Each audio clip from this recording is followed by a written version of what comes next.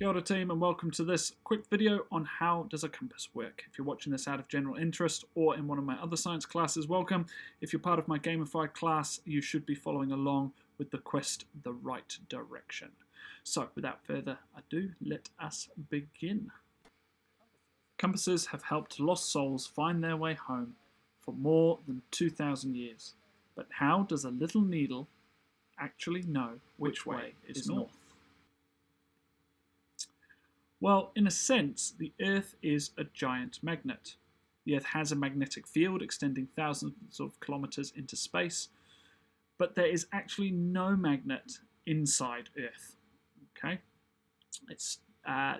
then how is this field made, and why is it occasionally reverse through our history as a planet? This isn't fully understood, although there is a giant solid nickel-iron core of our inner core that may be part of the reason to that. So maybe some research for you guys to go and dive into a bit deeper, but that is not for this video. But just like a magnet, our planet has a north and a south pole. Now these are opposite to this magnet, which you might be going, that's a bit weird. But remember that opposites attract, and we'll look at that in a bit. And you can see here what we did in class, where we can see these fields made with iron filings. So tiny little bits of iron around a magnet create this field. And what we then see is something similar to this.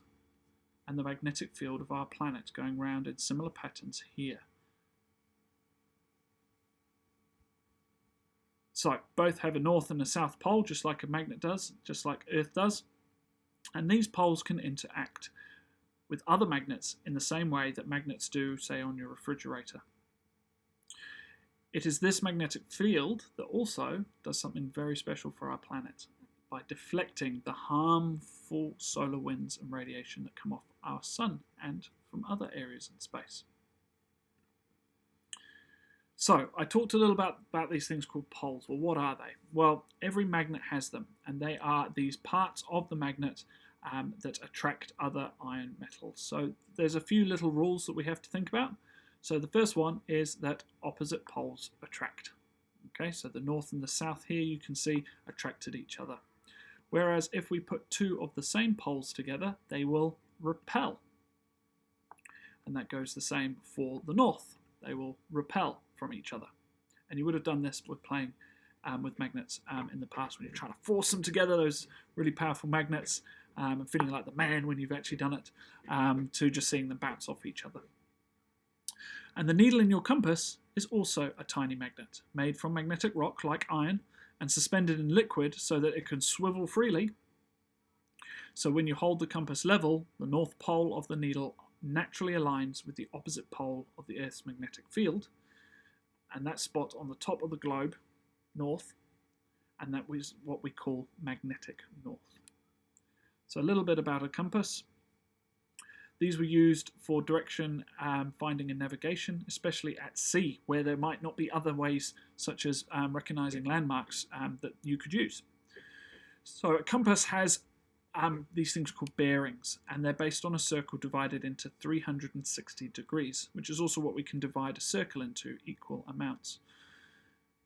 This is also the amount of degrees that we can then, obviously because the Earth is round, we can divide the Earth into. So it all makes sense to be this number of 360. So 3s and 6 times tables are really, really important for 36 or 360 degrees. The Earth's surface is defined into two imaginary lines, and these are the lines of longitude and latitude. There are 360 lines of longitude, or degrees I should say. So these up and down lines are longitude, and latitude is known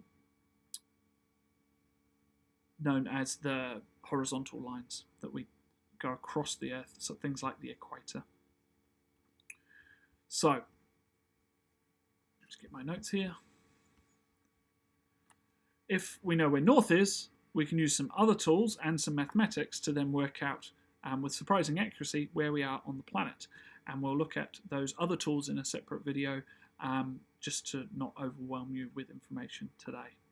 So let's just quickly review what we've learnt. So magnets can take lots of different shapes and sizes. They're usually an alloy of iron. Always they're an alloy of iron. So things like steel. Ferrous is just the Latin word for iron. So they're often called ferrous materials or iron including materials. We can make magnets, and we're going to do this later in the year, by passing electricity through iron or steel around, by wrapping electrical wire around an object, and then we can make it have a charge. And it's that charge that creates this field that we talked about. And that is really important for our planet because it protects our planet from the dangers of radiation in space. And that has something to do with our big iron core in the middle. And there is an electromagnet there that we use in industry.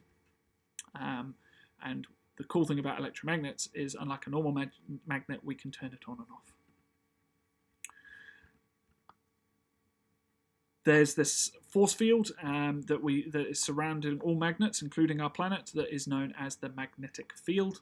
And this creates poles at each end that can attract opposite poles of other magnetic fields. These poles are described as north and south, and this is because the Earth acts as a huge but very weak magnet, and the poles near the north and the south geographic poles. So whilst we have the North Pole and the South Pole, magnetic north is slightly off-centre, so it can throw people that are right at the North Pole of where actually north is, and that's why you can't use the north compass very well in the north, because it will point away from the North Pole, as it's called. But the actual magnetic north is slightly off-centre in Canada, and that moves and has been moving over the last 100 sort of years a little bit more towards Siberia.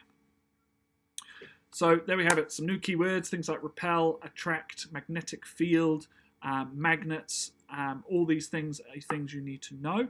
And with this video comes a practical task of you trying to make your own magnet and trying to find north and then explain how it works.